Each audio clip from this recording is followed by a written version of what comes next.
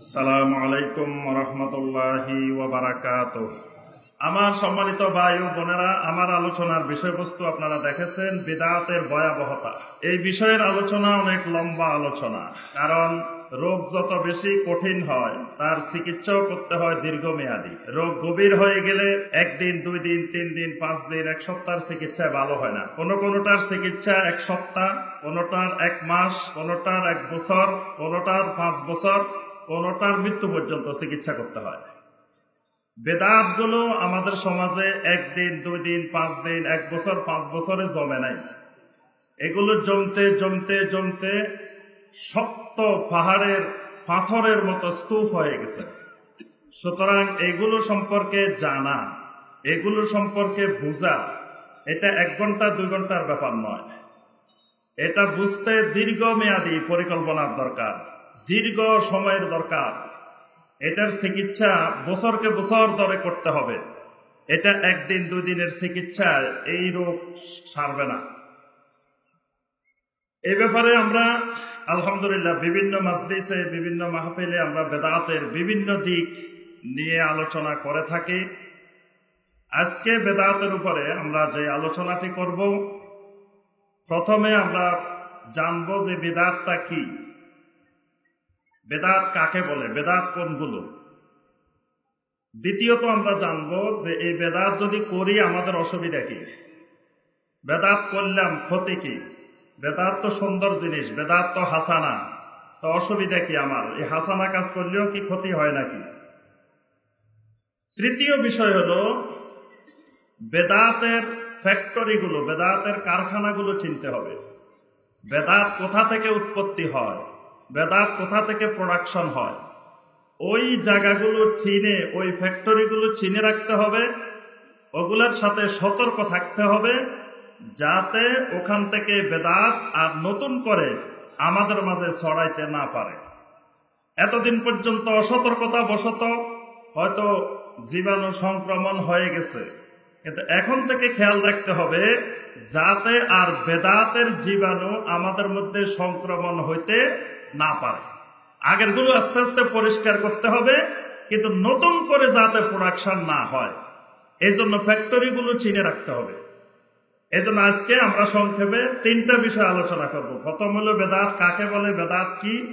দ্বিতীয় হলো বেদাত করলে অসুবিধা কি। তৃতীয় হলো বেদাতের কারখানা, বেদাতের ফ্যাক্টরিগুলা কি কি।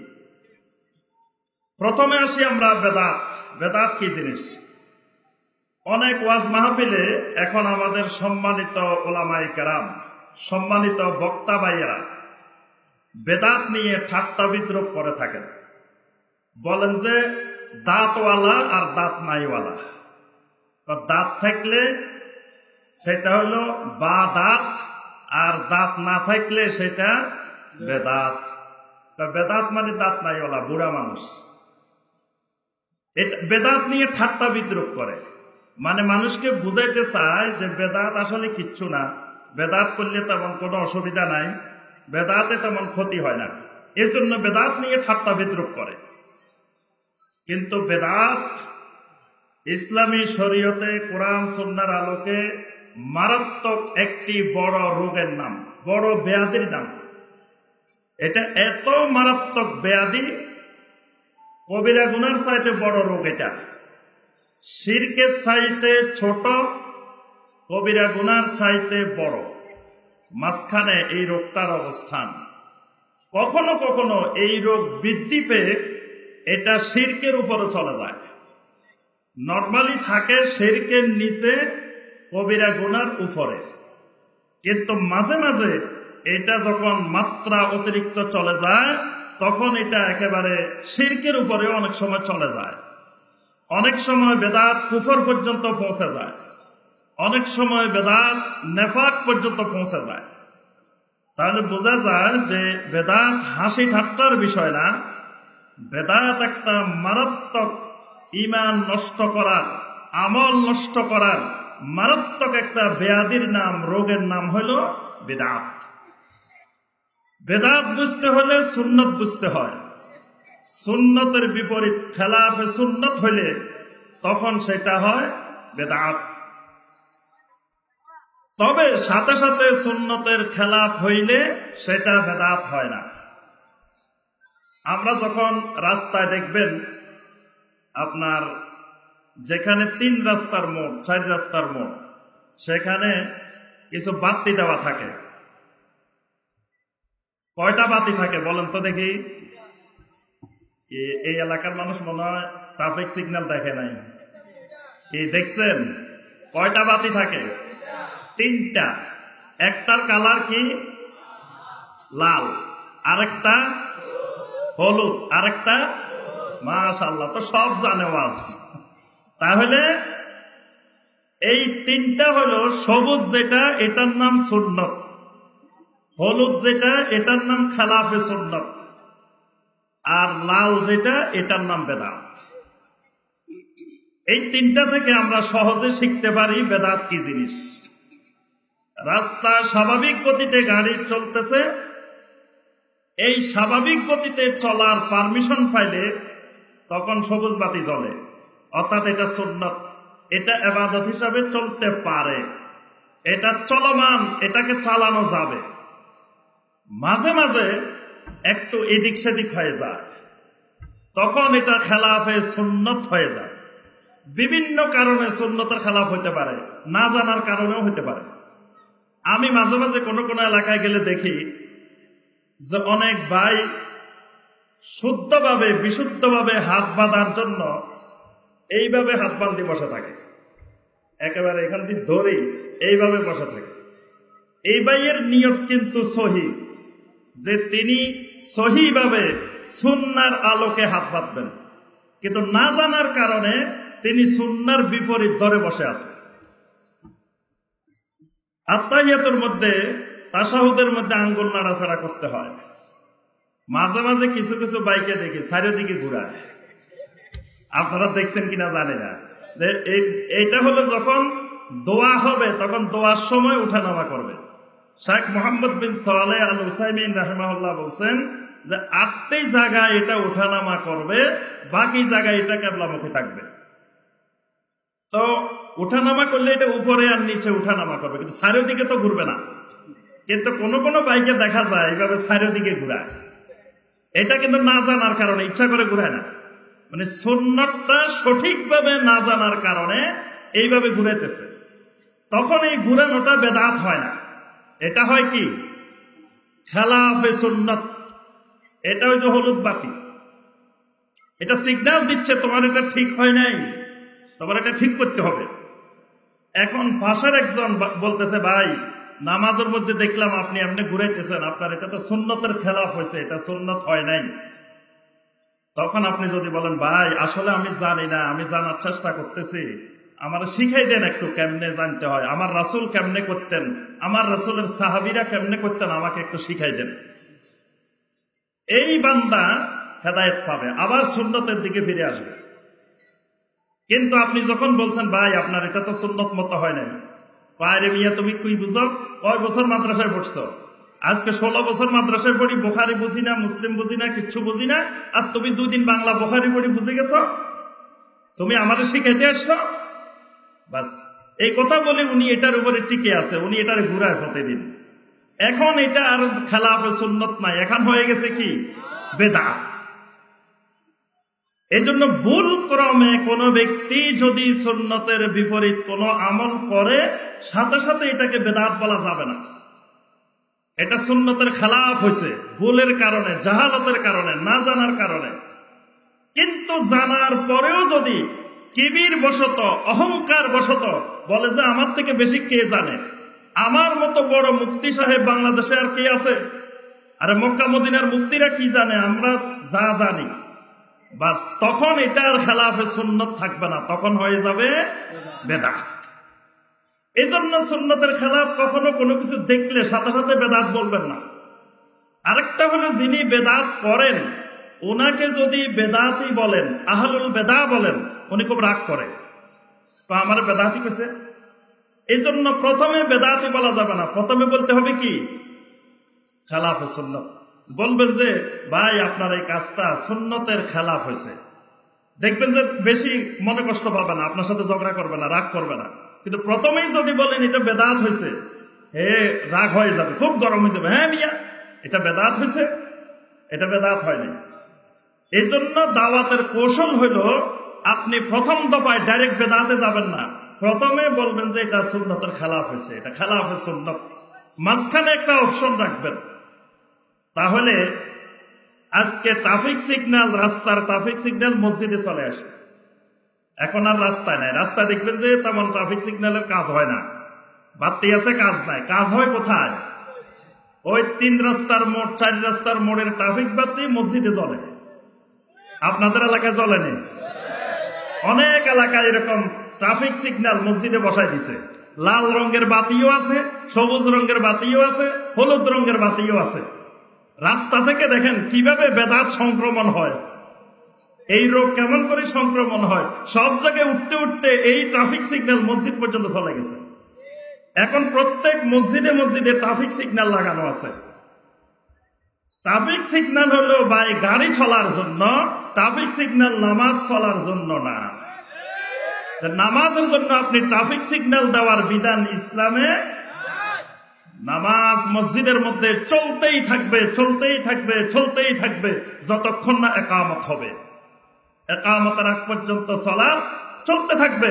কারো বাধা দেওয়ার, বন্ধ করার, লাল বাতি জ্বালানোর, হলুদ বাতি জ্বালানোর অধিকার ইসলাম কাউকে, যদি কেউ বন্ধ করে, আল্লাহ সুবহানাহু ওয়া তাআলা কোরআনে কারিমে বলছেন, ওয়ামান আযলামু মিম্মান মানা'a মাসাজিদাল্লাহি আইয়ুযকারা ফীহা ইসমুহু ওয়া সা'a ফী খারাবিহা। আল্লাহ রাব্বুল আলামিন বলেন, ওয়ামান আযলামু মিম্মান মানা'a মাসাজিদাল্লাহি আইয়ুযকারা ফীহা ইসমুহু। আল্লাহর মসজিদের ভিতরে আল্লাহর বান্দা আল্লাহর জিকির করবে, এই ক্ষেত্রে যে ব্যক্তি বাধা দিবে ওই ব্যক্তির চাইতে বড় জালেম আর কে হইতে পারে? আল্লাহ পাক প্রশ্নবোধক সুরে বলছেন, ওয়ামান আযলামু, তার থেকে বড় জালেম আর কেউ হইতে পারে যে আল্লাহর বান্দাদেরকে আল্লাহর মসজিদে নামাজ পড়তে নিষেধ করে। দেখবেন মসজিদে ঢুকছেন, 2 রাকাত তাহিয়াতুল মসজিদ পড়বেন, কিন্তু আল্লাহর কিছু বান্দাকে দেখা যায় মসজিদে ঢুকে সরাসরি বসে গেছে, 2 রাকাত না পড়ে বসে গেছে। এমনকি সাধারণ মানুষকে দেখলে এত দুঃখ লাগে না, অনেক ওলামায়ে কেরামকেও আমরা দেখি মসজিদে ঢুকে সরাসরি বসে যায়। আল্লাহ রাসূল সাল্লাল্লাহু আলাইহি ওয়াসাল্লাম বলতেছেন, ইজা দাখালা আহাদুকুমুল মসজিদ ফালা ইয়াজলিস হাত্তা ইউসাল্লিয়া রাকাতাইন। যখনই তোমাদের কেউ মসজিদে ঢুকবে 2 রাকাত সালাত আদায় করা পর্যন্ত সেই যেন না বসে। নবী সাল্লাল্লাহু আলাইহি ওয়াসাল্লাম বলতেছেন ফালা ইয়াজলিস, কিন্তু আমরা বলি আমি বসবো, বসলে আপনার কি হয়েছে? নবী বলতেছেন ফালা ইয়াজলিস, খবরদার মসজিদে ঢুকে বসা যাবে না। আমরা কই কি, আরে নবী আমি বসবো, আপনার অসুবিধা কি? আবার আশেকে রাসূল নবীর নির্দেশ লঙ্ঘন করে মসজিদে বেয়াদবির সাথে ঢুকলো, ঢুকার পরে যখন একামত হয়, আশহাদু আন্না মুহাম্মাদার রাসূলুল্লাহ, কি মহব্বত! মহব্বতের নমুনা, মহব্বতের দরদ বাসি যেতেছে। আগে দিন নবী সাল্লাল্লাহু আলাইহি ওয়াসাল্লাম বললেন, মসজিদে ঢুকে খবরদার 2 রাকাত না পড়ে বসবা না। বসে গেছে, নবীর কথা শুনে নাই, না শুনে বসে গেছে। পরে দিবার নবীর মহব্বত উতলাই উঠছে, আশহাদু আন্না মুহাম্মাদ রাসূলুল্লাহ কয় আর ঠোঁটে মুখে চুমো দেয়, মহব্বত দেখাইতেছে। এটার নাম মহব্বত না। নবী সাল্লাল্লাহু আলাইহি সাল্লামের সুন্নতের ইত্তেবা করার নাম মহব্বত। নবী সাল্লাল্লাহু আলাইহি সাল্লামের সুন্নতের ইত্তেবা না করে নবীর জন্য প্রতি বছর গরু জবাই করে জিয়াফত দিলাম, প্রতি বছর একটা একটা গরু জবাই করে নবীর জন্য জিয়াফত দিয়ে দিলাম। তারপরে আপনার আজানের আগে দিয়ে আসসালাতু ওয়াসসালামু আলাইকা ইয়া রাসূলুল্লাহ। আল্লাহ রাসূল সাল্লাল্লাহু আলাইহি ওয়াসাল্লাম বলতেছেন, ইজা সামি'তুমুল মুআজ্জিন ফাকুলু মিসলা মা ইয়াকুল। মুআজ্জিন যা বলে তোমরাও তা তা বলো। যখন আজান শেষ হবে সুম্মা সাল্লু আলাইয়া, এরপরে আমার উপরে দরুদ পড়ো। নবী কয় আজান শেষ হলে দরুদ পড়ো। আমি কই না, ওই পর্যন্ত অপেক্ষা করা যাবে না, আগে পড়তে হবে। আজানের আগে পড়া লাগে। নবীর নির্দেশ লঙ্ঘন, কিন্তু বছর বছর গরু জবাই করে নবীর নামে জিয়ারত, এটাই হলো মহব্বতের নমুনা। তাহলে আমি যে কথাটা বলতেছিলাম আমার ভাইয়েরা, সুন্নতের খেলাফ, সুন্নতের বিপরীত যখন খেলাফে সুন্নত হয়, আর খেলাফে সুন্নতটাকে কেউ যদি সঠিক মনে করে, এটার উপরে ইস্তেকামত থাকে, এটাকে শক্ত করে ধরে রাখে, তখন এটার নাম হয় বেদাত। এবার তো বেদাত বুঝছেন নাকি? আলহামদুলিল্লাহ। বেদাত মানে নতুন বানানো। আবার নতুন হইলে সব বেদাত হয় না, নতুন বানাইলে সব বেদাত না। অনেক ভাইরা আমাদেরকে মাঝে মাঝে বলেন, যদি নবী না করলে করা না যায়, নবী সাল্লাল্লাহু আলাইহি ওয়াসাল্লাম যেটা করেন নাই সেটা যদি তোমাদের করা না যায়, তো নবী সাল্লাল্লাহু আলাইহি ওয়াসাল্লাম তো বিমানে করে হজ করে নাই, তোমরা কেন বিমানে করে হজ করো? নবী সাল্লাল্লাহু আলাইহি ওয়াসাল্লাম তো এরকম মাইকে ওয়াজ করে নাই, তোমরা কেন এরকম মাইকে ওয়াজ করো?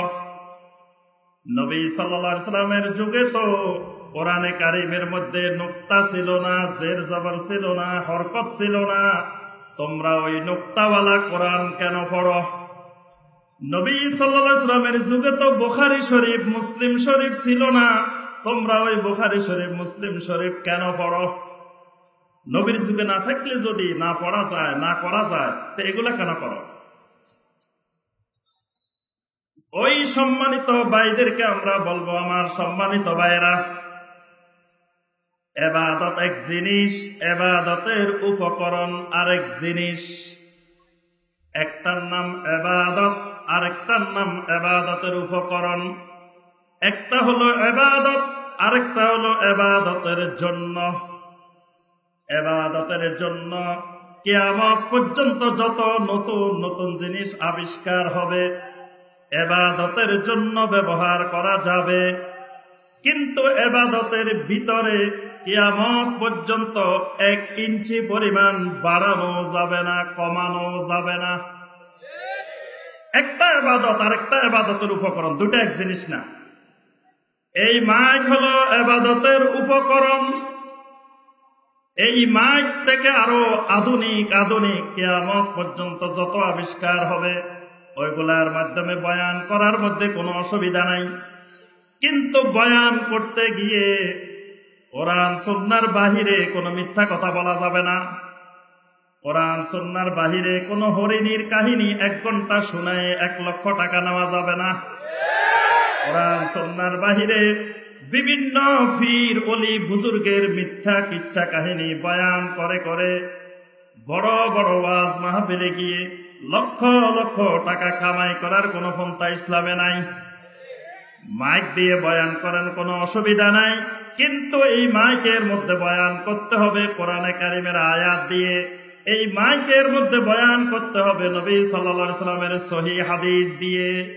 এর বাহিরে মিথ্যা গল্প গুজব, গান বাজনা, নাচা নাচি, এইগুলো এই মাইকে করা যাবে না। একটা ইবাদত আরেকটা ইবাদতের উপকরণ। ইবাদতের উপকরণ আপনি নতুন নতুন বানাইতে পারেন, কিন্তু ইবাদত নতুন নতুন বানানো যাবে না। কোরআনে কারীম আর কোরআনে কারীমের হরকত দুইটা দুই জিনিস। কোরআনে কারীম নবী সাল্লাল্লাহু আলাইহি ওয়াসাল্লামের উপরে যা নাজিল হয়েছে কিয়ামত পর্যন্ত ওইটা কোরআনে কারীম। কিন্তু কোরআনে কারীম তেলাওয়াতের জন্য, কোরআনে কারীম বুঝার জন্য, কোরআনে কারীম জানার জন্য কোরআনে কারীমের জের জবর পেশ হরকত দেওয়া যাবে, কোরআনে কারীমের অনুবাদ লেখা যাবে, কোরআনে কারীমের তাফসীর লেখা যাবে কোরআনকে বুঝার জন্য। এগুলা সব কোরআনকে বুঝার উপকরণ, কোরআনকে বুঝার মাধ্যম। কিন্তু কোরআনে কারীমের আয়াতের মধ্যে কিয়ামত পর্যন্ত একটা বাড়ানো যাবে না, কমানো যাবে না। দুটা দুই জিনিস। বুখারী মুসলিম নবীর যুগে ছিল না। বুখারী মুসলিমের গাছ ছিল, বুখারী মুসলিম ছিল না, তখন কি ছিল? বুখারী মুসলিমের গাছ। বুখারী মুসলিমের গাছকে মুহাম্মদুর রাসূলুল্লাহ সাল্লাল্লাহু আলাইহি ওয়াসাল্লাম। যেখানে গাছে ছিল সেখানে বুখারী মুসলিমের দরকার কি? বুখারী মুসলিম যেখান থেকে উৎপন্ন হয়েছে, যে গাছের থেকে বাহির হয়েছে, সেই গাছে তো তখন ছিল। তবে ওই গাছের থেকে যেটা বাহির হয়েছে ওইটার নামে কোনো মিথ্যা বর্ণনা করা যাবে না, জাল হাদিস বয়ান করা যাবে না। ওই গাছের থেকে যে হাদিস বাহির হয়েছে ওই হাদিসগুলোর সহি হাদিসগুলো বয়ান করতে হবে। এজন্য খেয়াল রাখতে হবে বেদাতটা হয় এবাদতের ভিতরে, এবাদতের উপকরণের ভিতরে নয়। এবাদতের উপকরণ আলাদা, এবাদত আলাদা।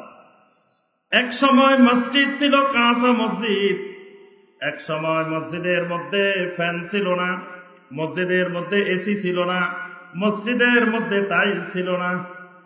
ওই কাঁচা মসজিদেও জুমার নামাজ পড়া হয়তো 2 রাকাত।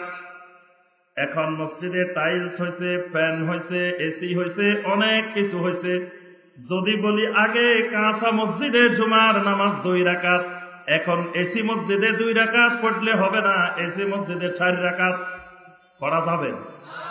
কিয়ামত পর্যন্ত যত উন্নত মসজিদ হোক না কেন জুমার নামাজ হবে 2 রাকাতে, কারণ জুমার নামাজ হলো ইবাদত। আর ওই এসি লাগানো, টাইলস লাগানো, ফ্যান লাগানো এগুলা হলো ইবাদতের উপকরণ, ইবাদতের জন্য। ইবাদতের উপকরণের মধ্যে কোনো সুন্নত বেদাত নাই। সুন্নত বেদাতের সম্পর্ক হলো ইবাদতের ভিতরে। এটা আজকে আমাদের সমাজে অনেক বড় বড় আলেমও বুঝে না। ইবাদত এবং ইবাদতের উপকরণ দুটাকে এক বানাই ফেলা। কয় নবীর যুগে তো এটাও ছিল না, তো এটা করো কেন? নবীর যুগে ওইটা ছিল না, ওইটা করো কেন? তো ওইটা এক জিনিস, এটা এক জিনিস। ইবাদত এক জিনিস, ইবাদতের উপকরণ ভিন্ন জিনিস। তাহলে বেদাত হয় কিসের মধ্যে? ইবাদতের ভিতরে। এটা খেয়াল রাখতে হবে যে জিনিসটার ব্যাপারে আমি বেদাত বলতেছি এটা ইবাদত কিনা। যদি ইবাদত হয় ইবাদতের ভিতরে সুন্নতার বেদাত, ইবাদতের বাহিরে ইবাদতের উপকরণের মধ্যে সুন্নতার বেদাত নয়। এরপরে আসি আমরা বেদাত করলে অসুবিধা কি? বেদাত করলে অসুবিধা কি? বেদাত তো ভালো জিনিস, বেদাত খারাপ জিনিস? কথা বলে না। বেদাত বাহ্যিকভাবে দেখতে অনেক সুন্দর, বাহ্যিকভাবে দেখতে খুব ভালো, কিন্তু এই সুন্দরের ভিতরে মারাত্মক বিষ মিশ্রিত আছে। এটা মারাত্মক বিষাক্ত, কিন্তু বিষটা দেখতে সুন্দর। অনেক সময় বিষ থাকে তিতা, বিষটা দেখতে কালো, কিন্তু বেদাতের বিষটা হলো দেখতে খুব সুন্দর, চকচক করে বেদাতের বিষটা। এটা হলো আগাছা। আগাছা দেখবেন মূল ফসলের চাইতে শক্তিশালী থাকে, মূল ফসলের চাইতে চকচকে থাকে। মূল ফসলের উপরে সার দিতে হয় না, পানি দিতে হয় না, কিছুই দিতে হয় না। মূল ফসলের থেকে দ্রুত গতিতে এটা বড় হয়ে যায়, বড় হয়ে চারিদিকে চেপে ধরে।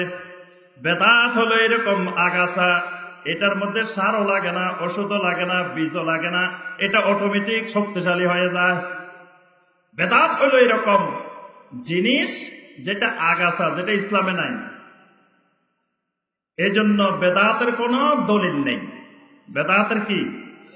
এই সূত্র মনে রাখতে হবে, বেদাতের কোনো দলিল নেই। কিন্তু মূর্খতা, জাহালত যখন সমাজে বিস্তার করে তখন অনেক ভাইয়েরা বেদাতেরও দলিল চায়।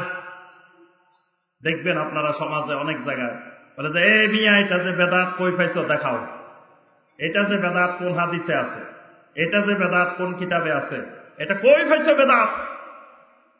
বেদাতের দলিল চায়। বেদাতের যদি দলিলেই থাকতো তো এটা তো বেদাত থাকতো না, এটা সুন্নত হয়ে যেত। বেদাতের কোনো দলিল নাই, সুন্নতের দলিল আছে। সুন্নতের সবসময় দলিল থাকে, বেদাতের কোনো দলিল থাকে না। এই জন্য আমি সবসময় বলি যে আমি এই জায়গায় এসে আপনাদেরকে বললাম, ভাইয়েরা এই যে সামনে একটা সুন্দর বিল্ডিং বাড়ি দেখছেন, এই বাড়িটা কিন্তু আমার না, এই বাড়ি আমার না। এখন আপনারা সবাই বললেন শায়েখ অনেক ভালো কথা, বাড়িটা আপনার না, আপনি ঢাকা থেকে অনেক কষ্ট করে আসতেন, কিন্তু আমাদেরকে দলিল পত্র কাগজ দেখায় যেতে হইব বাড়ি এটা আপনার না, বাড়ি এটা যে আপনার না, এত সুন্দর বাড়ি, এত সুন্দর বিল্ডিং, আপনি কইতেছেন বাড়ি এটা আপনার না, দলিল দেখায় যাবে। আমাকে যদি একদিন নয়, 2 দিন নয়, 1 সপ্তাহ ধরে রাখেন, দলিল দেখাইতে পারবো? বাড়ি এটা আমার না, আমি দলিল ভাবো কই।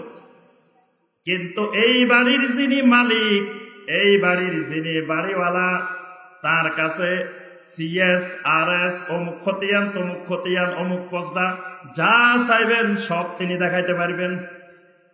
তার কাছে সব দলিল আছে, সব কাগজ আছে। কিন্তু যিনি বাড়ির মালিক না, তার কাছে তো কোনো দলিল নাই। তাহলে বেদাতের দলিল থাকবে কেন? বেদাত তো ইসলামে নাই, নাই বলেই তো এটা বেদাত। যদি বেদাতের দলিলে থাকতো, এটা বেদাত থাকতো না, এটা সুন্নত হয়ে যাইত। তাহলে যিনি বলবেন এটা সুন্নত, দলিল দেখাবেন তিনি। যিনি বলবেন এটা বেদাত, তাকে কোনো দলিল দেখানো লাগবে না, এটা দলিল নাই। বাড়ি এটা আমার না বললে কোনো দলিল লাগবে না। যিনি বলবেন বাড়ি এটা আমার, বাস তোমার বাড়ি হলে দলিল দেখাও, দলিল নিয়ে আসো। যিনি বলবেন এটা সুন্নত, দলিল দেখাবেন তিনি। যিনি বলবেন এটা বেদাত, তাকে দলিল দেখানো লাগবে না। তাহলে দলিল কে দেখাইবো এটাও বুঝতে হবে। কিন্তু আমাদের সমাজে মূর্খতা এত বিস্তার লাভ করছে, বেদাত করলে বেদাতের দলিল ছাড়। কয়টা যে বেদাত কই পাইছো দেখাও, কোন হাদিসে পাইছো? তা হাদিসে যদি পাইতামে তাহলে এটা বেদাত হতো নাকি? হাদিসে পাইলে তো এটা সুন্নতে থাকতো। হাদিসে পাইলে, কিতাবে পাইলে, দলিলে পাইলে তো এটা বেদাত আর হতো না, এটা সুন্নত থাকতো। এটা কোরআনে কারিমে নাই, সহি হাদিসে নাই, এটার কোনো দলিল নাই, এটার কোনো ভিত্তি নাই। এই জন্য এটার নাম বেদাত। ভিত্তি থাকলে এটা বেদাত হতো না। এই জন্য এই সূত্র মনে রাখতে হবে, বেদাতের কোনো দলিল নাই। এরপরে আসেন, বেদাত করলে অসুবিধা কি? প্রথম অসুবিধা হলো, বেদাত করলে আপনাকে আমাকে ফিতনা গ্রাস করবে। কি গ্রাস করবে? ফিতনা।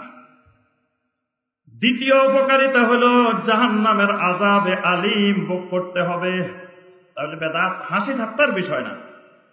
আল্লাহ সুবহানাহু ওয়া তাআলা কোরআনে কারিমের সূরা আন-নূরের 63 নম্বর আয়াতে বলছেন, ফালইয়াহদারিল্লাযীনা ইউখালিফুনা আন আমরিহি আন তুসিবাহুম ফিতনাহ আও ইউসিবাহুম আযাবুন আলীম।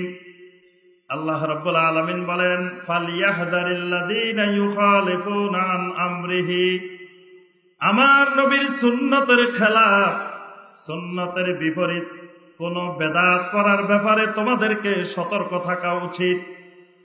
আন তুসিবাহুম ফিতনাহ, কারণ তোমাদেরকে ফিতনা গ্রাস করবে। বেদাত করতে করতে ফিতনা গ্রাস করবে। ফিতনা মানে শিরক। এখানে ফিতনার অর্থ হলো শিরক, অর্থাৎ বেদাত করতে করতে এক সময় শিরক করে ফেলবে। শিরকের দিকে বেদাত টেনে নিয়ে যায়। কিছুদিন আস্তে আস্তে বেদাত থাকে, পরবর্তীতে আস্তে আস্তে এটাকে শিরকের দিকে নিয়ে যায়। আও ইউসিবাহুম আযাবুন আলীম, অথবা এই বেদাতের মাধ্যমে তোমাদেরকে আযাবে আলীম পর্যন্ত পৌঁছায় দিবে। বেদাতের দ্বারা নবী সাল্লাল্লাহু আলাইহি ওয়াসাল্লামের হাউজে কাউসারের স্টেশন পর্যন্ত পৌঁছা যাবে না। বেদাত করলে নবী সাল্লাল্লাহু আলাইহি ওয়াসাল্লামের যে হাউজে কাউসারের স্টেশন আছে, মৃত্যুর পরে স্টেশন কয়টা? জান্নাতে যাওয়া পর্যন্ত স্টেশন হলো 7টা। এই 7টা স্টেশনের একটা স্টেশন হলো হাউজে কাউসার। যিনি বেদাত করবেন তিনি ওই হাউজে কাউসারের স্টেশনে পৌঁছতে পারবেন না। সহিহ আল বুখারীর হাদিসের মধ্যে এসেছে, সবাই আপনারা জানেন, কিয়ামতের ময়দানে কিছু মানুষকে ফেরেশতারা টেনে টেনে জাহান্নামের দিকে নিবে। আল্লাহ রাসূল সাল্লাল্লাহু আলাইহি ওয়াসাল্লাম দেখে বলবেন, হাউলাই উম্মতি, হাউলাই উম্মতি। অন্য রাওয়ায়াতে আসছে হাউলাই আসহাবি, হাউলাই আসহাবি। এরা তো আমার উম্মত, এরা তো আমার উম্মত, এদেরকে কেন জাহান্নামের দিকে নিতেছ? ফেরেশতারা জবাব দিবেন, ইন্নাকা লা তাদরি মা আহদাসু বাদাক, আপনি জানেন না আপনার পরে এরা কত নতুন নতুন জিনিস বানাইছে। আপনার পরে এরা দ্বীনের ভিতরে অনেক নতুন নতুন জিনিস তৈরি করছে এরা, এজন্য এদেরকে জাহান্নামের দিকে নিয়ে যাওয়া হচ্ছে। তাহলে বেদাত করলে নবী সাল্লাল্লাহু আলাইহি সাল্লামের হাউজে কাউসার পর্যন্ত পৌঁছা যাবে না। বেদাত হলো দলালাহ, বেদাত হলো গোমরাহি, গোমরাহির পরিণাম হলো জাহান্নাম। কুল্লু বেদাতিন দলালাহ ওয়া কুল্লু দলালাতিন ফিন্নার। আল্লাহ রাসূল সাল্লাল্লাহু আলাইহি ওয়াসাল্লাম যতগুলো খুতবা দিতেন, প্রত্যেক খুতবার শুরুতে এই কথাটা বলে দিতেন, কুল্লু বেদাতিন দলালাহ, যত বেদাত আছে সব বেদাত গোমরাহি। কুল্লু বেদাতিন হাসানাতিন দলালাহ ওয়া সাইয়্যাতিন দলালাহ। নবী সাল্লাল্লাহু আলাইহি ওয়াসাল্লাম এখানে হাসানা সাইয়্যা ভাগ করেন নাই, বলছেন কুল্লু বেদাত, যত বেদাত আছে হাসানা হইলেও দলালা, সাইয়্যা হইলেও দলালা, আর প্রত্যেক দলালা জাহান্নামে যাবে। তাহলে বেদাতের পরিণাম হলো কি? জাহান্নাম। বেদাত কবিরা গুনার চাইতে বড় গুনাহ। সুফিয়ান সাউরী রাহিমাহুল্লাহ বলেন, বেদাত ইবলিসের কাছে কবিরা গুনার চাইতে বেশি প্রিয়।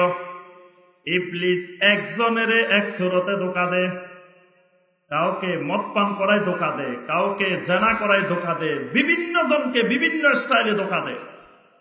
আর আল্লাহওয়ালা বুজুর্গ মানুষের ইবলিস বেদাতের মাধ্যমে ধোঁকা দেয়। কারণ আল্লাহওয়ালা মানুষকে জানাও করাইতে পারবে না, মদপান করাইতে পারবে না, কোনোভাবে গোমরাহির দিকে নিতে পারবে না। তাদেরকে গোমরাহির দিকে নেওয়ার বড় একটা মাধ্যম হলো বেদাত। সেই মাধ্যমটার নাম বেদাতে হাসানা। সেই মাধ্যমের নাম কি? বেদাতে হাসানা। আমাদের দেশে অনেক ভাইয়েরা বলেন বেদাত দুই প্রকার, একটা বেদাতে হাসানা, একটা সাইয়া। তো যত বেদাত আছে সবগুলোই তো হাসানা, সাইয়া কোনটা? যিনি বলেন বেদাতে হাসানা সাইয়া, তাকে জিজ্ঞাসা করুন, ভাই তো সাইয়া কয়েকটা আমাকে দেখাই দেন, কোনটা কোনটা সাইয়া? সবগুলোই তো হাসানা। হাসানা মানে কি? হাসানা মানে সুন্দর। বেদাত যদি সুন্দর না হয় তাহলে মার্কেটে এটা চলতো না। মূল টাকার চাইতে জাল টাকা যদি বেশি সুন্দর না হয় ওইটা মার্কেটে চলে না। মূল টাকার চাইতে দেখবেন 2 নম্বর টাকা, জাল টাকা, নকল টাকা বেশি সুন্দর হওয়া লাগে।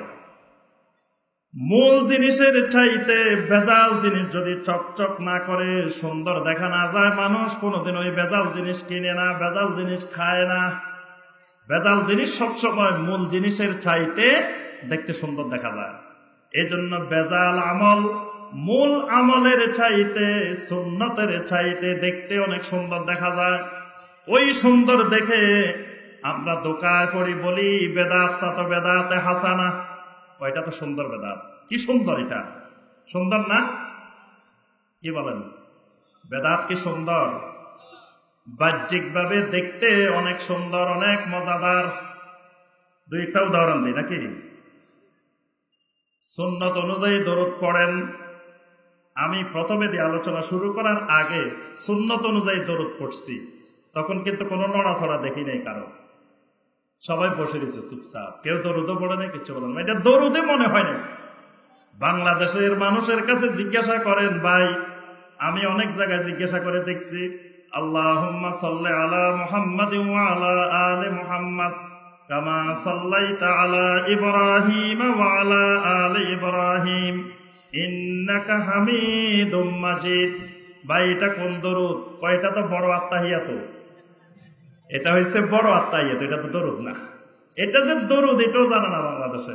কয়টা তো বড় আত্তাহিয়াত, তো ছোট আত্তাহিয়াত কোনটা? ছোট আত্তাহিয়াত হচ্ছে আত্তাহিয়াত থেকে শুরু করে আবদুহু ওয়া রাসূলুহু পর্যন্ত, এই পর্যন্ত হলো ছোট আত্তাহিয়াত। আর আল্লাহুম্মা সাল্লি আলা, এটা আল্লাহুম্মা ইন্নী যালামতু নাফসি, এটা সহ হলো কি? বড় আত্তাহিয়াত। বাংলাদেশের দরুদ হয়ে গেছে কি? বড় আত্তাহিয়াত। আর দেখবেন ভেজাল দরুদ আসি, নকল দরুদ আসি, ওই সুন্নতি দরুদের জায়গা দখল করে ফেলছে। এখন বাংলাদেশের দরুদ মানি হলো সবাই মহব্বতের সাথে পড়েন, বালাগাল উলা বিকামালিহি কাশাফাদ দুজা বিজামালিহি হাসুনাত জামিউ খাসালিহি সাল্লু আলাইহি ওয়া আলিহি। মহব্বতের সাথে বলেন, কি বলবেন? শেখ সাদী রহমতুল্লাহ আলাইহির কবিতা বাংলাদেশে দরুদ হয়ে গেছে। এই দরুদ হলো মেড ইন ইরান। ইরানের তৈরি কবিতা বাংলাদেশে আসে কি হয়েছে? দরুদ হয়ে গেছে। আজকে দেখা যায় এটা না পড়লে ওয়াজ মাহফিল শুরু হয় না, এটা না পড়লে বাড়ি উদ্বোধন হয় না, এটা না পড়লে ঘর উদ্বোধন হয় না, এটা না পড়লে দোকান উদ্বোধন হয় না, এটা না পড়লে গাড়ি উদ্বোধন হয় না, এটা না পড়লে রাস্তা উদ্বোধন হয় না, এটা না পড়লে টয়লেট পর্যন্ত উদ্বোধন হয় না। এটা পড়ি সব উদ্বোধন করতে হয়। আচ্ছা, এত সুন্দর এত মজাদার শেখ সাদীর তৈরি করা ইরানি দরুদ, এত মজাদার দরুদ, আমার কাছে বেশি আফসোস লাগে, আহারে এই দরুদটা ইমাম আবু হানিফা রহমতুল্লাহ আলাইহি পাইল না। ইমাম আবু হানিফা রহমতুল্লাহ আলাইহি সারা জীবন চেষ্টা করি ওই দরুদটা একবারও পড়তে পারে নাই। পারছেন? আবু হানিফা রহমতুল্লাহ আলাইহির আমলে তো এটা দরুদ এটা তৈরি হয় নাই। ইমাম আবু হানিফা রহমতুল্লাহ আলাইহি পাইলেন না, ইমাম মুহাম্মদ রহমতুল্লাহ আলাইহি পাইলেন না, ইমাম আবু ইউসুফ রহমতুল্লাহ আলাইহি পাইলেন না, ইমাম শাফি রহমতুল্লাহ আলাইহি পান নাই, ইমাম মালিক রহমতুল্লাহ আলাইহি পান নাই, ইমাম আহমদ বিন হাম্বল রহমতুল্লাহ আলাইহি পান নাই, ইমাম বুখারী রহমতুল্লাহ আলাইহি পান নাই, আব্দুল কাদের জিলানী রহমতুল্লাহ আলাইহি পান নাই। আহারে কাদেরি তরিকাদের কত দুঃখ যে কাদেরিয়া তরিকার যিনি জনক সে আব্দুল কাদের জিলানীও দরুদটা পাইল না। কি বলেন? আফসোস না? এত সুন্দর দরুদ আমরা বাংলাদেশে পাইছি যেটা আব্দুল কাদের জিলানী রহমতুল্লাহ আলাইহি পাইল না। আচ্ছা, এইটা যখন আমরা পড়ছি তখন সুন্দর লাগছে না? তো মানুষ কয়, আরে মিয়া দেখো কত সুন্দর দরুদ, আর তোমরা কয়টা বেদাত। দরুদ পড়ছি কত সুন্দর লাগছে। আবার দেখবেন ওয়াজ মাহফিলের শুরুতে আল্লাহুম্মা সাল্লি আলা সাইয়্যিদিনা, বাস আপনারা পড়েন, আমি চা খাই। বক্তা লাগাই দিছে, লাগাই দি বক্তা চা খাইতেছে। কি সুন্দর, খালি বক্তা শেষে দি মাওলানা মুহাম্মদ পড়েন সবাই, বক্তা চা খাইলো। কি সুন্দর দরুদ। এই দরুদ ইমাম আবু হানিফা রাহমাতুল্লাহ আলাইহি পান নাই। যদি পাইতেন হানাফি মাযহাবের কিতাবে লেখা থাকতো না। আপনি হেদায়া বলেন, কুদুরি বলেন, যত কিতাব আছে কোন কিতাবে আছে এই দরুদ। কিন্তু বাংলাদেশের ঘরে ঘরে আরো কত দরুদ। দরুদে নারিয়া আছে, আগুনের দরুদ। দরুদে মাহি আছে, মাছের দরুদ। আরো অসংখ্য নতুন নতুন দরুদ এই দেশে, অথচ সুন্নতি দরুদের খবরে নাই, সুন্নতি জিকিরের খবর নাই। নতুন নতুন নিত্য নতুন প্রতিদিন জিকির আবিষ্কার হয়, প্রতিদিন নতুন নতুন জিকির আসে। এখন ফেসবুকের যুগ হই, ইন্টারনেটের যুগ হই, প্রতিদিন নতুন নতুন জিকির পাওয়া যায়। পাননি আপনারা? প্রতিদিন আবিষ্কার হয়, লাফালাফির জিকির, নাচানাচির জিকির, কোদালি জিকির, উড়ালি জিকির, কত রকমের যে জিকির আছে, আল্লাহু আকবার। এই জিকির গুলো কোন তরিকার বলেন দেখি? 126 তরিকার জিকির। অথচ সাহাবায়ে কেরাম রাদিয়াল্লাহু তাআলা আলাইহিম আজমাইন তারা আল্লাহর ওলি ছিলেন কিনা? ওলি না খালি ওলির বাপ? সাহাবায়ে কেরাম খালি ওলি না, ওলি আরব দেশে যাই কইয়েন, বলে ভাই আমি হাফেজ না, হাফেজের বাপ আবু হাফেজ। ওরা মনে করবে যে আল্লাহু আকবার, এই হাফেজের উস্তাদ চলে এসছে আরব দেশে। আবু হাফেজ মানে হাফেজের বাপ, মানে খালি হাফেজ না, আল্লাহু আকবার, আগা গোড়া সব মুখস্থ নখদর্পণে, এরকম হাফেজ। সাহাবায়ে কেরাম শুধু আল্লাহর ওলি না, ওলির বাপ, কারণ জান্নাতে সার্টিফিকেট পাই গেছে।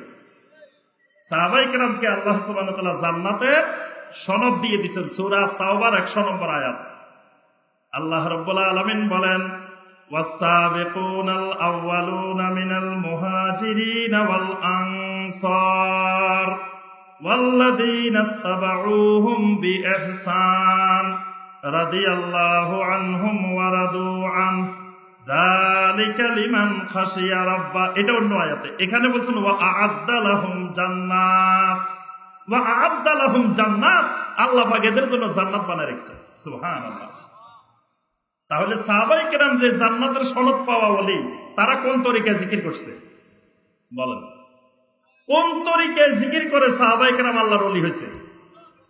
তরিকায়ে মুহাম্মদুর রাসূলুল্লাহ সাল্লাল্লাহু আলাইহি ওয়াসাল্লামের তরিকায় জিকির করে আল্লাহর ওলি হয়েছেন। তাহলে লক্ষাধিক সাহাবায়ে কেরাম মুহাম্মদুর রাসূলুল্লাহ সাল্লাল্লাহু আলাইহি ওয়াসাল্লামের তরিকায় জিকির করে যদি আল্লাহর ওলি হতে পারে, আমি আপনি কেন ওই তরিকায় জিকির করে ওলি হতে পারবো না? আমার আপনার জন্য কেন 126 তরিকার জিকির দরকার? আচ্ছা, ইমাম আবু হানিফা রাহমাতুল্লাহ আলাইহি আল্লাহর ওলি ছিলেন কিনা? কি বলেন? ইমাম আবু হানিফা রাহমাতুল্লাহ আলাইহি কোন তরিকার জিকির করে ওলি হয়েছে বলেন? তরিকায়ে মুহাম্মদুর রাসূলুল্লাহ সাল্লাল্লাহু আলাইহি ওয়াসাল্লামের জিকির করছেন। ইমাম আবু হানিফা রাহমাতুল্লাহ আলাইহির যুগে চিশতিয়া তরিকার জিকির ছিল না। ইমাম আবু হানিফা রাহমাতুল্লাহ আলাইহির যুগে নকশবন্দিয়ার জিকির ছিল না। ইমাম আবু হানিফা রাহমাতুল্লাহ আলাইহির যুগে মুজাদ্দিদিয়া তরিকার জিকির ছিল না। ইমাম আবু হানিফা রাহমাতুল্লাহ আলাইহির যুগে খাস মুজাদ্দিদিয়ার জিকির ছিল না। ইমাম আবু হানিফা রাহমাতুল্লাহ আলাইহির যুগে চিশতিয়া সাবেরিয়ার জিকির ছিল না। তাহলে ইমাম আবু হানিফা রাহমাতুল্লাহ আলাইহি এসব তরিকার জিকির ছাড়াও আল্লাহকে পাইছেন না? তাহলে আমি আপনি পাবো না কেন? আমার আপনার সমস্যাটা কি? তাহলে আজকে জিকিরের যে নমুনা, এই জিকির যদি আমার নবী করেন, আমার নবীর সাহাবীরাও করেন, আমরাও করবো, কোনো অসুবিধা নেই। কিন্তু আমার নবী না করলে, আমার নবীর সাহাবীরা না করলে, সেই জিকির যত সুন্দর হোক, যত মজাদার হোক, এই জিকির কিয়ামত পর্যন্ত করা যাবে না। আল্লাহ রাসূল সাল্লাল্লাহু আলাইহি ওয়াসাল্লামের জিকির ছিল সুবহানাল্লাহি ওয়া বিহামদিহি সুবহানাল্লাহিল আযীম, সুবহানাল্লাহি ওয়াল হামদুলিল্লাহি ওয়া লা ইলাহা ইল্লাল্লাহু আল্লাহু আকবার। এরকম অনেক জিকির আছে। কিন্তু আমাদের জিকির করতে হলে কি করতে হয়? দেখতে কিন্তু অনেক সুন্দর লাগে আমাদের জিকির। আমাদের জিকির করতে হলে অন্তরকে কি করতে হয়? প্রথমে অন্তরের দিকে লক্ষ্য করতে হয়, চক্ষু বন্ধ করতে হয়, লাইট বন্ধ করতে হয়, নারী পুরুষ একাকার হয়ে যেতে হয়, তারপরে জিকির শুরু হয়। দিলের পর্দা ভালো করে লাগাই রাখো, বাইরের পর্দা সব তুলে দাও। বাইরের পর্দার দরকার নাই, অন্তরের পর্দা হইলে চলে। আচ্ছা, এরপরে জিকিরের নিয়ত করতে হয়। জিকিরের নিয়ত করা লাগে। আমি আমার কলবের তরফ মোতাওয়াজ্জা আছি। আমার কলব আমার পীর সাহেব হুজুরের কলবের তরফ।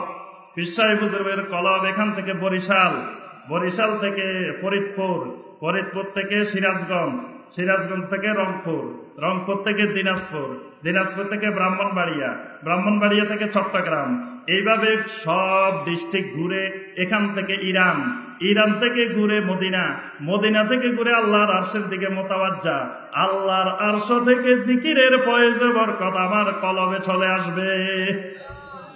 কত জায়গা ঘুরি আসতে আসতে কয় মাস লাগবে?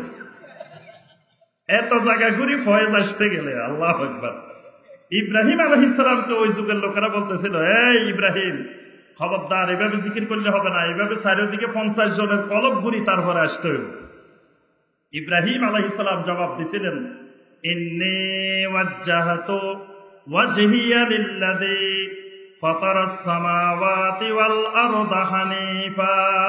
আমি আমার কলবকে সরাসরি ওই আল্লাহর দিকে মোতাওয়াজ্জা করে দিলাম, যিনি আসমান আর জমিনের খালেক। সুবহানাল্লাহ। আমি এতদিকে ফিরাইতে পারবো না, আমি ডাইরেক্ট আল্লাহর দিকে। আল্লাহর নবীরা আমাদেরকে শিখাইছেন আমার কলব মোতাওয়াজ্জা থাকবে সরাসরি আল্লাহর দিকে, এতদিকে ঘুরানোর দরকার নেই। কিন্তু বেদাতি জিকির যখন করবেন দেখতে অনেক সুন্দর লাগে, সুন্দর লাগে না? চোখ বন্ধ করে লা বলে টান দিবেন, ইলাহা বলে এদিকে আনবেন, ইল্লাল্লাহ বলে কলবের মধ্যে ধাক্কা দিবেন। ধাক্কার লগে একেবারে গুনাহ সব পরিষ্কার। মানে সাবান দিয়েও তো পরিষ্কার হয় না, ধাক্কার লগে যে পরিষ্কার। কিভাবে করতে হয়? লা ইলাহা ইল্লাল্লাহ, এমন ধাক্কা, বাস কলব পরিষ্কার হয়ে গেছে। এখন আপনার লা ইলাহা ইল্লাল্লাহ জিকির কয়দিন করতে করতে আস্তে আস্তে কি হয়? প্রমোশন হয়। প্রমোশন হয়ে আপনি আবার শরীয়ত থেকে চলে গেছেন কোথায়? মারেফতে। মারেফতে গেছেন, জিকির অর্ধেক হয়ে গেছে। মারফতে গেলে এবার প্রমোশন হয়েছে, জিকির কমে যাবে, এবার হবে কি ইল্লাল্লাহ ইল্লাল্লাহ ইল্লাল্লাহ লা ইলাহা বাদ, কারণ আপনার প্রমোশন হয়েছে। এবার কদিন পরে আরেকবার প্রমোশন হয়ে গেছে, এবার উঠে গেছেন কোথায়? শরীয়ত মারফতের পরে তরিকতে উঠে গেছেন। এবার ইল্লাল্লাহর অর্ধেক করতে হবে, ইল্লা বাদ দিয়ে দিবেন।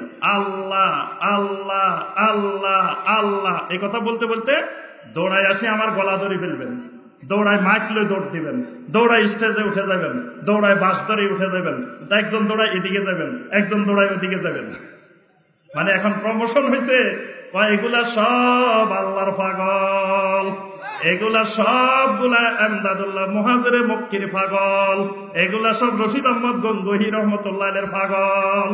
এগুলা এমনি পাগল হয় না।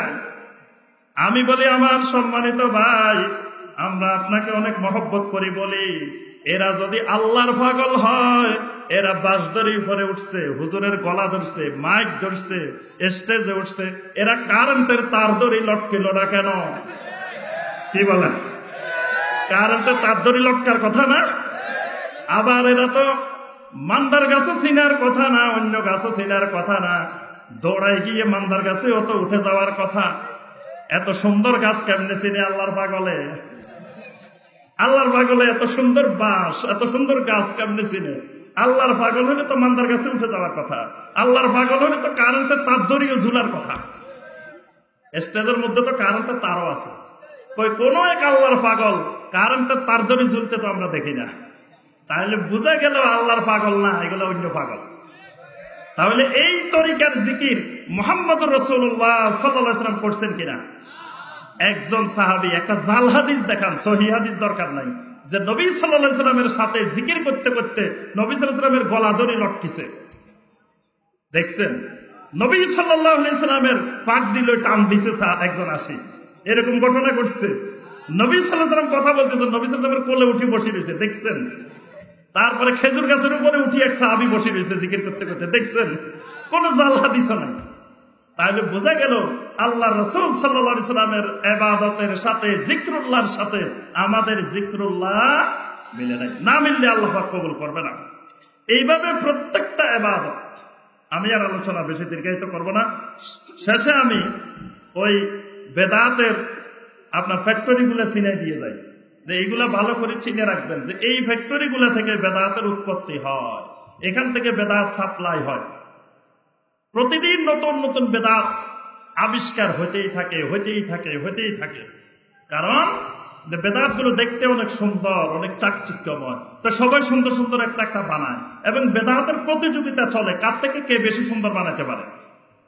এক জিকিরে এক মাহফিলে এক বক্তা নাচি নাচি জিকির করছে, আরেক বক্তা কয়, রে মিয়া আমি তার থেকে কম নাচতে পারি নাকি? ওই বক্তা নাচতে নাচতে মাইক সহ বালা দিতেছে, আরেক বক্তা নাচতে নাচতে একেবারে জনগণ সহ স্টেজে উঠে নাচে আর তালে তালে জিকির করে। মানে প্রতিযোগিতা চলে কার থেকে কি সুন্দর বেদাত বানাইতে পারে। এই জন্য বেদাতের প্রতিযোগিতা হয় বাংলাদেশে, সুন্নতের প্রতিযোগিতা হয় না। আজকে কোরআনে কারিমের সুন্দর কণ্ঠের প্রতিযোগিতা হয়, কিন্তু কোরআনে কারিমের আমলের প্রতিযোগিতা হয় না।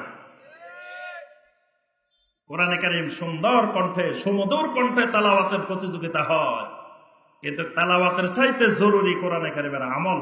কোরআনে কারিমের আমলের কোনো প্রতিযোগিতা নাই, আমলের খবর নাই, তালাওয়াত নিয়ে আমরা খুব পাগল। এজন্য বেদাতের ফ্যাক্টরি গুলো চেনা দরকার। এক নম্বর ফ্যাক্টরি হলো আল আহাদিসুদ দাঈফা, দঈফ হাদিস। এক নম্বর হলো জাল হাদিসের উৎপত্তি হয় দঈফ হাদিস থেকে। দঈফ হাদিস, দঈফ হাদিস মানে কেউ কেউ বলে, আরে মিয়া হাদিস আবার দুর্বল হয় কেমনে?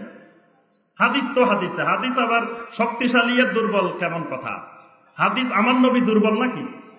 আমার নবীর হাদিস দুর্বল হইব কেন? আমাকে একদিন একজন এই কথা বলছে, আমার নবী কি দুর্বল নাকি? আমার নবীর হাদিস দুর্বল হইব কেন? আবার কয় হাদিস তো হাদিসে, হাদিস আবার সহিহ আর দঈফ কি? আবার কেউ কেউ কয়, শোনেন ভাইয়েরা, হাদিস মানা যাবে না, সুন্নত মানতে হবে। আমরা হাদিস মানা যাবে না, কি মানতে হবে? আরে মিয়া হাদিসে তো নবী 11টা বিয়ে করছে আছে, তোমরা করো না কেন? হাদিসে তো আছে আমার নবী দাঁড়া দাঁড়া প্রস্রাব করছে, তোমরা দাঁড়া দাঁড়া প্রস্রাব করো না কেন? তাহলে হাদিস মানা যাবে না, মানতে হবে কি? আল্লাহু আকবার, আল্লাহু আকবার। হাদিস মানে কোরআন, হাদিস মানে সুন্নাহ। হাদিস মানা মানে কোরআনও মানা, সুন্নাহও মানা, দুটাকে মানার নাম হলো হাদিস মানা। আর হাদিসে আমরা সব হাদিস মানি, কিন্তু সব হাদিস আমল করি না। আমলের সময় যাচাই বাছাই করে আমল করি, কিন্তু সব সহিহ হাদিসকে আমরা মানি, আমরা অস্বীকার করি না। মানা মানে আমল করা না।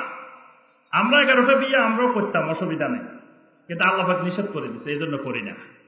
আল্লাহ পাক কোরআনে কারিমে বলে দিয়েছেন, খালিসাতাল লাকা মিন দুনিল মুমিনিন, এটা আমার নবীর জন্য খাস, তোমাদের জন্য নয়। না হয় আমরাও হাদিস অনুসারে করতাম। কি বলেন? আজকে যদি বাড়িতে যাই শুনে যে আজকে ইমাম ভাই এটা শিখাই দিছে, অবস্থা খারাপ, যে 11টা শিখাই দিছে, একটার বেশি করতে পারি না, আবার 11টা। আল্লাহ রাসূল সাল্লাল্লাহু আলাইহি ওয়াসাল্লাম 11টা করছেন, আমরাও করতে পারতাম যদি আল্লাহ পাক এই নিষেধাজ্ঞা না দিতেন। নবী সাল্লাল্লাহু আলাইহি ওয়াসাল্লাম দাঁড়ায় প্রস্রাব করতেন, আমরাও যদি বেকায়দায় পড়ি, ঠেকায় পড়ি, অসুস্থ, দাঁড়াইতে পারতেছি না, বসতে পারতেছি না, কেমনে করবো? গাছে উঠে করবো? দাঁড়াইতে করতে হবে। বসতে পারতেছি না আমার অসুস্থতার কারণে, অথবা এমন জায়গায় বসার কোনো জায়গা নাই, এমন জায়গায় গেছেন প্রস্রাব করার বসার জায়গা নেই, তা আপনি কি করবেন? ওখানে পায়জামার ভিতরে প্রস্রাব করে দিবেন? দাঁড়াই তো করতে হবে। তাহলে আল্লাহ রাসূল সাল্লাল্লাহু আলাইহি ওয়াসাল্লাম এটাও আমাদেরকে শিখাইছেন যে যখন এরকম অপারগ হইবা তখন কেমনে প্রস্রাব করবা। সুবহানাল্লাহ। এজন্য এক ইহুদি বলছিল যে তোমাদের নবী তোমাদেরকে সবকিছু শিখায়, এমনকি হাত্তাল খারাআ, প্রস্রাব পায়খানা কেমনে করতে হয় এটাও শিখায়। সুবহানাল্লাহ। আমাদের নবী এটাও বাদ দেন নাই। তাহলে হাদিস মানা যাবে না, সুন্নাত মানতে হবে, এটা হলো ফিতনাবাজি কথা। এটা হলো মানুষের মধ্যে একটা ফিতনা সৃষ্টি করার জন্য, দ্বন্দ্ব সৃষ্টি করার জন্য। অথচ হানাফি মাযহাবের প্রসিদ্ধ উসুলে ফিকহের কিতাব, যেটা বাংলাদেশের আলিয়া মাদ্রাসা, কওমি মাদ্রাসা, সব মাদ্রাসার নিসাব, নুরুল আনোয়ার। নুরুল আনোয়ারের মধ্যে স্পষ্ট বলা আছে, প্রথমে সুন্নাহর সংজ্ঞা দেওয়া আছে, তারপরে বলা আছে ফাহিয়া মুরাদিফাতুন লিল হাদিস। সুন্নাহ আর হাদিস একই সমার্থবোধক শব্দ, একই জিনিস। এটা নুরুল আনোয়ারের ভিতরে স্পষ্ট লেখা আছে। অথচ আমাদের দেশে এটা পড়ায় এবং সবচেয়ে বড় আলেমেরা পড়ায় নুরুল আনোয়ার, অথচ কয় হাদিস এক জিনিস, সুন্নাহ এক জিনিস। তাহলে হাদিসের ক্ষেত্রে সহি দঈফ হইতে পারে নাকি? কথা কয় না। হাদিস সহিও হইতে পারে, দঈফও হইতে পারে। তবে দঈফ মানে এটা শক্তিশালী আর দুর্বল। আমাদের দেশের এক বিশাল বক্তা, বড় পীর সাহেব, তিনি বলছেন যে ওই বুকের উপরে হাত বাঁধার হাদিস হলো দঈফ, নাভির নিচে হাত বাঁধার হাদিস হলো সহি। আমরা পুরুষেরা হইলাম সহি, নারীরা হলো দঈফ। এই জন্য নারীরা দঈফ হাদিসের আমল করব, আমরা সহি হাদিসের আমল করব। কি সুন্দর যুক্তি! জাহালত কাকে বলে, মূর্খতা কাকে বলে? নারীরা দঈফ, দুর্বল, এই জন্য দুর্বল হাদিসের আমল করব, আর পুরুষেরা সহি, শক্তিশালী, এই জন্য শক্তিশালী হাদিসের আমল করব। আমি বললাম যে আল্লাহ পাক কোরআনে কারিমে বলছেন ওয়া খুলিকাল ইনসানু দঈফা, আমি সব মানুষের দঈফ বানাইছি। সব মানুষ দঈফ, তাহলে সহিহ হাদিস সব বাদ, সবাই মিলে দঈফ হাদিস আমল করতে হবে।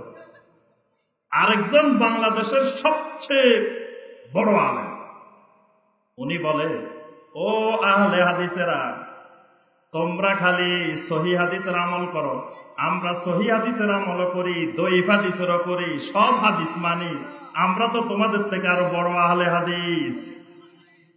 কত বড় জাহালত সুলভ কথাবার্তা, যে সহিহ হাদিসও মানে, দঈফও মানে, সব হাদিস মানে, এজন্য বড় আহলে হাদিস। অথচ সহিহ হাদিস আর দঈফ হাদিসের মধ্যে পার্থক্য আছে কি নাই? দঈফ হাদিস যেটা, এটা নিশ্চিত নয় এটা আমার নবীর হাদিস কিনা, সন্দেহ আছে।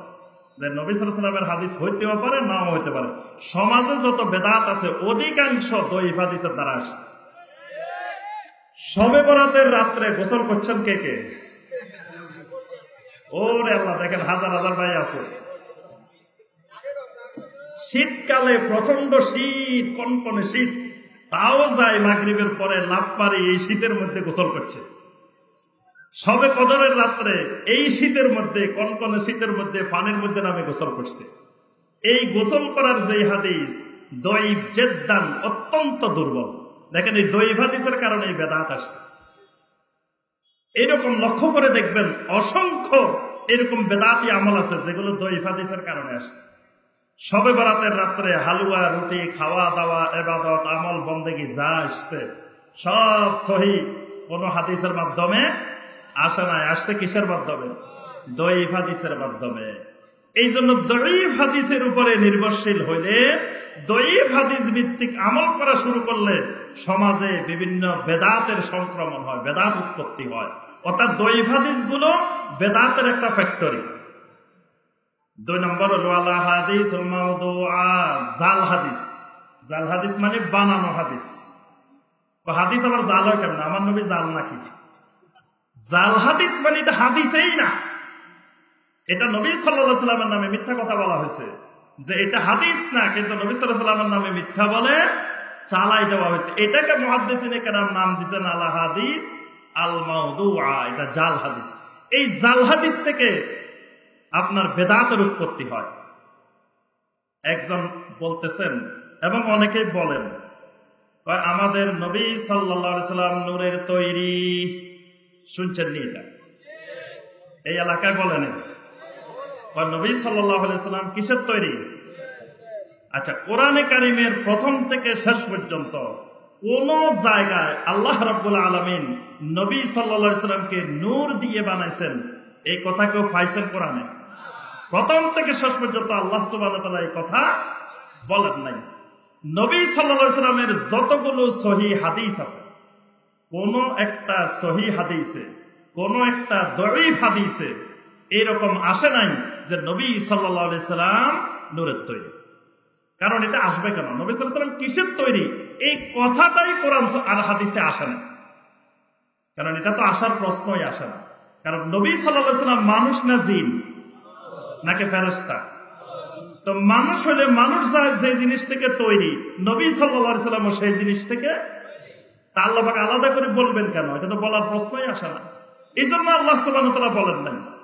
কিন্তু আমাদের দেশে কেউ কেউ বলেন নবী সাল্লাল্লাহু আলাইহি ওয়াসাল্লামকে যদি বলা হয় মাটির তৈরি, সম্মান কমে যায়। নবী সাল্লাল্লাহু আলাইহি ওয়াসাল্লামের সম্মান বাড়াইতে হবে, তাহলে নবী সাল্লাল্লাহু আলাইহি ওয়াসাল্লামকে নূরের তৈরি বানাইতে হবে, না হয় সম্মান কমে যাবে। ফাতেমা রাদিয়াল্লাহু তাআলা আনহা আমাদের বোন, কয় ফাতেমারে মা না বললে সম্মান কমে যায়, এই জন্য মা ফাতেমা বলতে হয়, সম্মান বাড়াইতে হয়। সম্মান মা ফাতেমা, মা ফাতেমা দেখবেন আমাদের দেশে মা ফাতেমার জারি আছে, মা ফাতেমার গজল আছে, এবং ওয়াজের ময়দানে অনেক বক্তারা মা ফাতেমার কাহিনী কয়। মা ফাতেমা, আমি একদিন জিজ্ঞাসা করলাম ভাই মা ফাতেমা কেন? ফাতেমা তো আমাদের বোন, নবী সাল্লাল্লাহু আলাইহি ওয়াসাল্লামের স্ত্রীরা আমাদের মা, ফাতেমা তো আমাদের মা না। বোন বললে সম্মানটা কমে যায়, মা বললে সম্মান বাড়ে। তা আমি বললাম আজকে বাড়িতে গিয়ে স্ত্রীকে ডাক দিবেন আম্মা কোথায় রে, তাহলে স্ত্রীর সম্মান বেড়ে যাবে। কারণ আপনি নাম ধরে ডাকলে, অমুকের মা ডাকলে সম্মান কমে যাবে। আপনি আম্মা বলে ডাক দিবেন, তাহলে সম্মানটা আরো অনেক গুণ বেড়ে যাবে। সম্মান বাড়ানো হচ্ছে। সম্মান এটা বাড়ানোর নাম নয়। আল্লাহ রাব্বুল আলামিন যাকে যে মর্যাদা দিয়েছেন ওই মর্যাদা রাখার নাম হলো সম্মান। তার থেকে বাড়াইলেও সম্মান কমে যায়, তার থেকে কমাইলেও সম্মান কমে যায়। এই জন্য আল্লাহ রাসূল সাল্লাল্লাহু আলাইহি ওয়াসাল্লাম বলেন, ওয়াল্লাহি মা উহিব্বু আন তারফাউনি ফাওকা মানজিলাতি আল্লাতী আনসালানি আল্লাহু আযজা ওয়া জাল্লা। আমার আল্লাহ রাব্বুল আলামিন আমাকে যেই মর্যাদা দিয়েছেন, যে সম্মান দিয়েছেন, এই মর্যাদা থেকে কেউ আরো বাড়াই অনেক উপরে নিয়ে যাক, আল্লাহর কসম আমি নবী এটা পছন্দ করি না। আমি হলাম ইউনিভার্সিটির অ্যাসিস্ট্যান্ট প্রফেসর। এখন আপনারা সবাই কইলেন যে জাতীয় বিশ্ববিদ্যালয়ের মাননীয় ভাইস চ্যান্সেলর চলে আসছে, আমাকে একবারে অনেক উপরে তুলে দিচ্ছেন। এটা কি আমার সম্মান বাড়াইছেন না কমাইছেন? সম্মান কমাই দিছেন। বাড়ান নাই। সম্মান বাড়াইতে গিয়ে আমাকে অপমান করলেন, আমাকে অপদস্থ করলেন। আমি যে পদমর্যাদার, আমাকে সেই পদমর্যাদা রাখার নাম হলো সম্মান। নবী সাল্লাল্লাহু আলাইহি ওয়াসাল্লামকে আল্লাহ রাব্বুল আলামিন যে মর্যাদা দিয়েছেন, ওই মর্যাদায় রাখার নাম হলো সম্মান। ওই মর্যাদা থেকে বাড়াইতে বাড়াইতে আল্লাহ রাব্বুল আলামিন পর্যন্ত যদি পৌঁছায় দেন, সেটা সম্মান হবে না, সেটা অসম্মান হবে। এজন্য নবী সাল্লাল্লাহু আলাইহি ওয়াসাল্লামকে সম্মান বাড়াইতে গিয়ে মাটির তৈরি বলা যাবে না, বলতে হবে কি? নূরের তৈরি। আচ্ছা, ফেরেশতারা কিসের তৈরি? ফেরেশতাদের মর্যাদা আমাদের চাইতে বেশি না কম? আল্লাহ পাক কাদেরকে সাজদা করতে বলছেন? মানুষকে। ফেরেশতাদেরকে বলছেন উসজুদু লি আদম, আদমকে সাজদা করো। তাহলে সম্মান বেশি কার? এখন নবীর সম্মান বাড়াইতে গিয়ে, নিজের মন গড়া সম্মান বাড়াইতে গিয়ে নবী সাল্লাল্লাহু আলাইহি ওয়াসাল্লামের ফেরেশতা বানাই দিলাম। ফেরেশতা বানায় সম্মান আরো কমায় দিছে। কারণ আল্লাহ পাক নবী সাল্লাল্লাহু আলাইহি ওয়াসাল্লামকে ফেরেশতা বানান না, মানুষ বানাইছে। তাহলে এই যে নূরের তৈরি কথাটা আসলো কোথা থেকে? এটার সূত্রপাত, এটার ফ্যাক্টরি, এটার কারখানা হলো জাল হাদিস।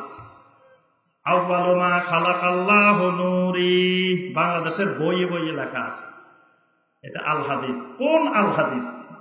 এটা কি তিরমিজি না আবু দাউদ? বুখারী মুসলিমে তো সমস্যা, কারণ বুখারী মুসলিম এখন বাংলাদেশে যুবকদেরকে গোমরা বানায় ফেলতেছে। নাউজুবিল্লাহ। সবাই বুখারী মুসলিম পড়ে পড়ে আমল শুরু করে দিছে। এজন্য বুখারী মুসলিমের নাম নেওয়া যাবে না। আচ্ছা, বুখারী মুসলিমে নাই, তিরমিজিতে আছে, আবু দাউদে আছে। কোন হাদিসের গ্রন্থে আছে? দুনিয়ার কোন হাদিসের গ্রন্থে আউয়ালু মা খালাকাল্লাহু নূরি? কয়দিন আগে একজন ভাই লন্ডন থেকে এক হাদিস নিয়ে আসছেন, মুসান্নাফে আব্দুর রাজ্জাক।